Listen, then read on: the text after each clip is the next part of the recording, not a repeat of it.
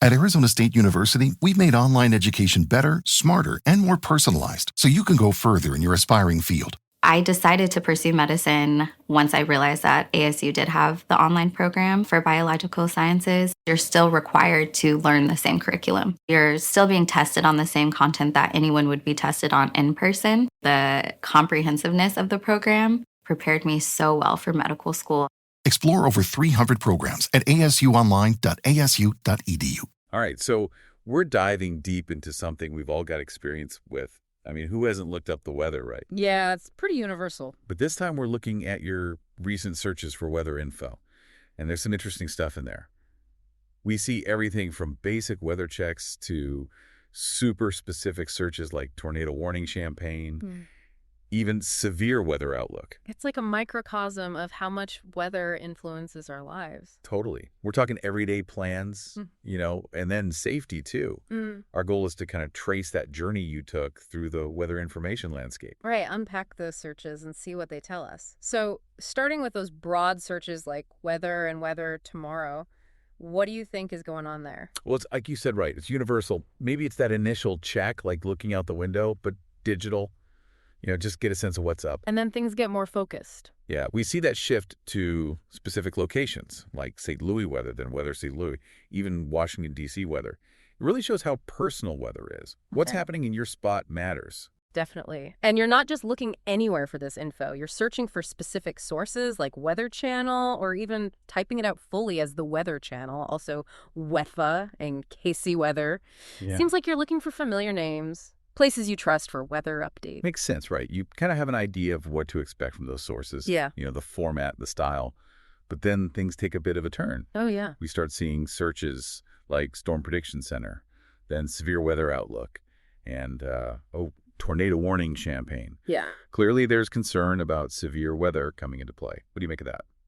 It's interesting because it shows a shift from just general curiosity to more urgent, safety-related information needs, like the Storm Prediction Center or SPC.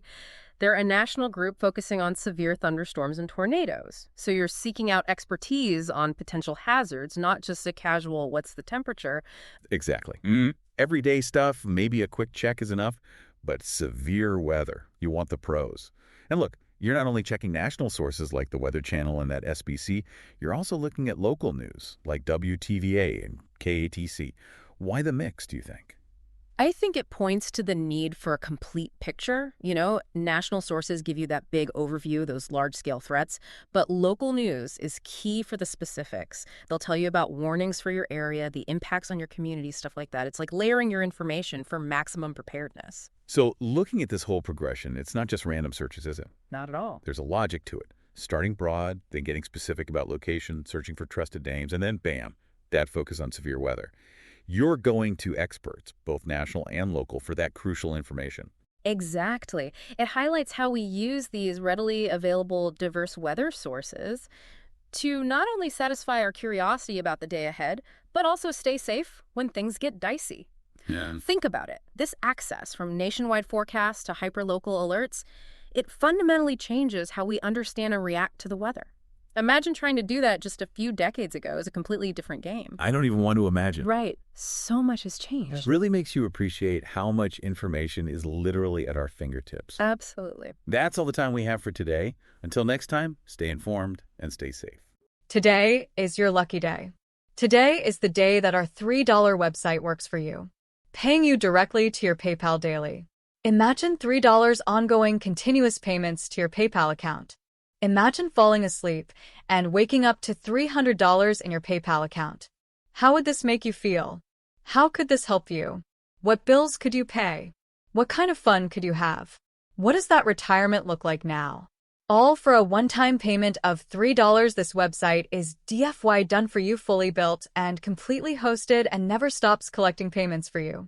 You have spent $3 on coffee on a regular, but that coffee won't help you create multiple streams of income. Click the link below.